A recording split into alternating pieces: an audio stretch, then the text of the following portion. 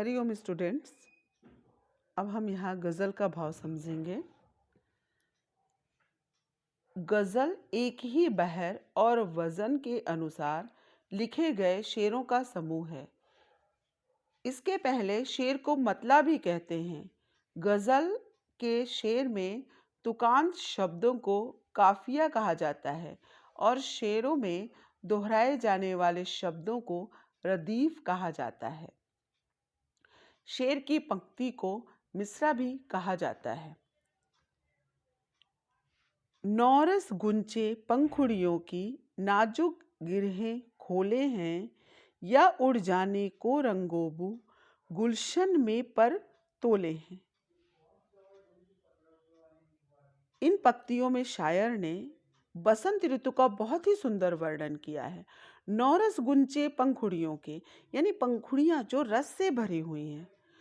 जब बसंत ऋतु का मौसम आता है तो पुष्प जो है वो खिल जाते हैं, फूल। तो यहाँ पर कवि ने वर्णन किया है कि जो पंखुड़ियाँ हैं वो धीरे धीरे अपने पंखों को खोल रही हैं।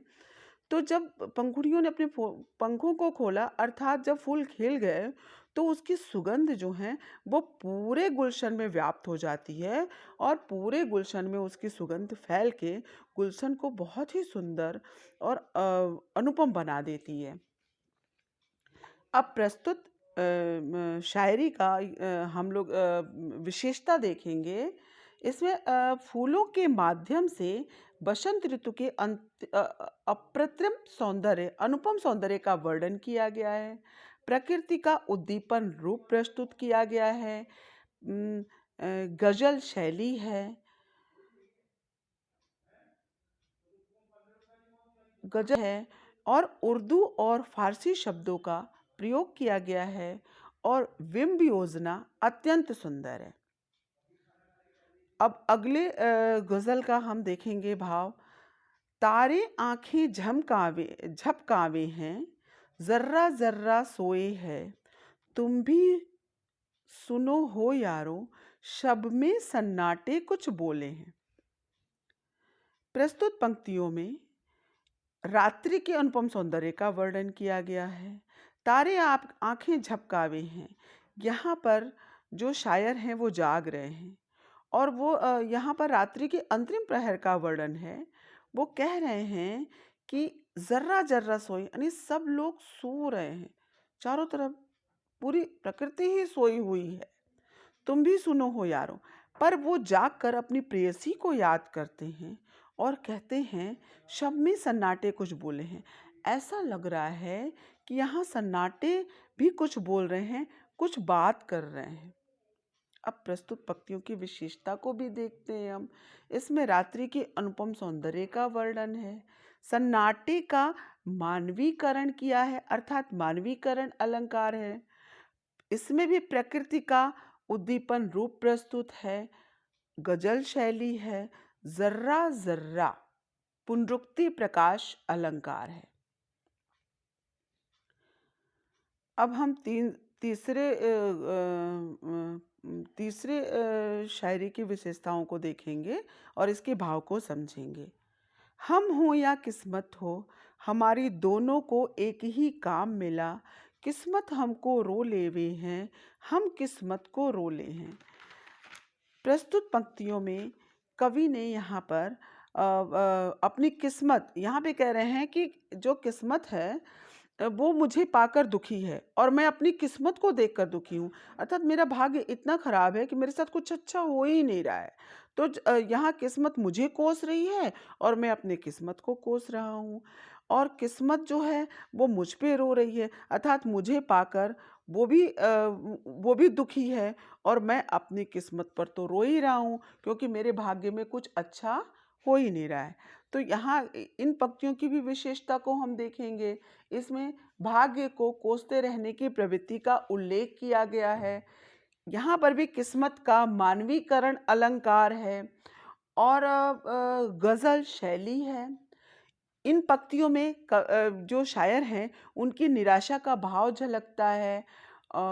तो यहाँ पर जो है हमें पूरी दोनों ही पंक्तियों में निराशा का भाव दृष्टिगोचर हो रहा है। अब हम अगली पंक्तियों का भाव समझेंगे। जो मुझको बदनाम करे हैं, काश वे इतना सोच सकें, मेरा पर्दा खोले हैं या अपना पर्दा खोले हैं। प्रस्तुत पंक्तियों में शायर कह रहे हैं, यहाँ पर जो निंदा करते हैं, कुछ लोगों की प्रवृत्ति होती है कि जो दूसरों की आलोचना करते ही रहते हैं, वो स्वयं को नहीं देखते। आलोचना करना, निंदा करना तो एक बुरी प्रवृत्ति है। जब व्यक्ति दूसरों की आलोचना या निंदा करता है, तो वो उसमें उसके उसके व्यक्तित्व की भी झलक दिखाई देती है। तो यहाँ पर कवि कह रहे हैं, जो मुझको बदनाम करें, जो मुझे बदनाम कर रहे हैं, काश वे स्वयं को भी देख सकें, स्वयं के बारे में भी सोच सकें, मेरा पर्दा खोले हैं। अर्थात वो मेरी बुराई कर रहे हैं, मेरे व्यक्तित्व की बुराई कर रहे हैं, या स्वयं के व्यक्तित्व को भी दिखा रहे हैं।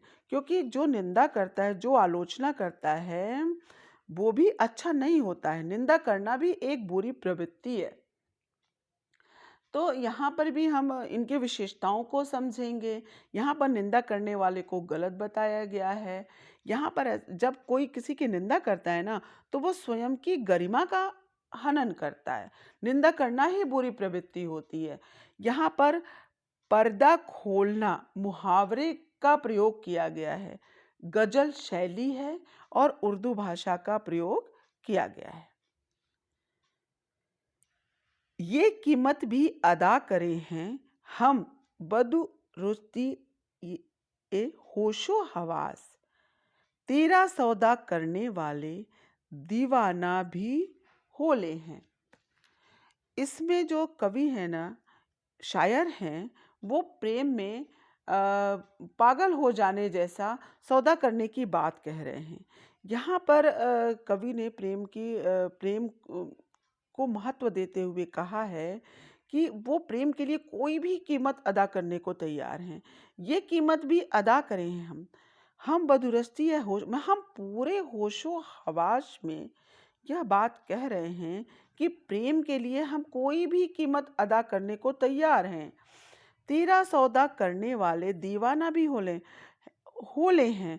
अर्थात अगर हम मुझे प्रेम के सौदा में, यानी प्यार के सौदे में अगर मुझे कोई दीवाना कहे, मुझे कोई पागल कहे, तो यह मैं मंजूर करता हूँ, क्योंकि मेरे लिए प्रेम से ऊपर कोई चीज़ नहीं है। यहाँ पर यहाँ की विशेषता ये हुई इन लाइनों की कि प्रेम को पाने की चाहत में दीवाना कहलाने में भी शायर को कोई आपत्ति नहीं है। इनमें जो है वो जटिल उर्दू शब्दों का प्रयोग किया गया है और गजल शैली है। अगली लाइनों का भाव हम अगले वीडियो में देखेंगे। Thank you.